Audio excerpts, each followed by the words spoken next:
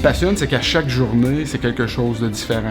On ne peut pas vraiment prévoir demain matin quelle tentative de fraude on va devoir contrer, par exemple, ou quel stratagème les fraudeurs vont tenter contre un client de l'organisation ou contre l'organisation elle-même. Ça va générer une forme d'adrénaline parce qu'en réalité, on veut être capable de contrer l'acteur criminel, par exemple, protéger l'organisation et d'utiliser plusieurs types de stratégies qui vont nous permettre d'y arriver.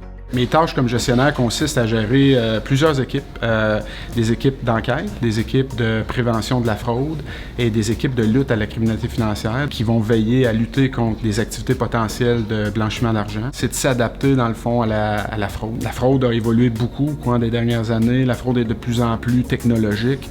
Donc, les fraudeurs utilisent une panoplie technique pour être capable de frauder les entreprises. À chaque jour, ça pourrait être une nouvelle technique qui est utilisée par les fraudeurs. Donc, ça nous garde à l'affût de la technologie, de l'avancement de la technologie, puis de voir les méthodes que les fraudeurs pourraient utiliser pour arriver à leur fin. Dans le cadre des gens qui travaillent dans mon équipe, que ce soit les analystes ou les enquêteurs, ce qu'on cherche généralement, c'est des gens qui sont capables d'avoir une pensée stratégique pour arriver à contrer certaines formes de criminalité.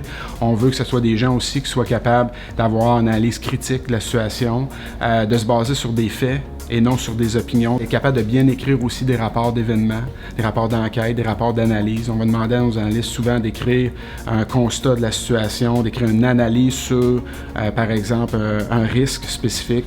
Et quelqu'un qui rentre chez nous demain matin comme nouvel employé ne va pas rester nécessairement dans le même poste pendant plusieurs années.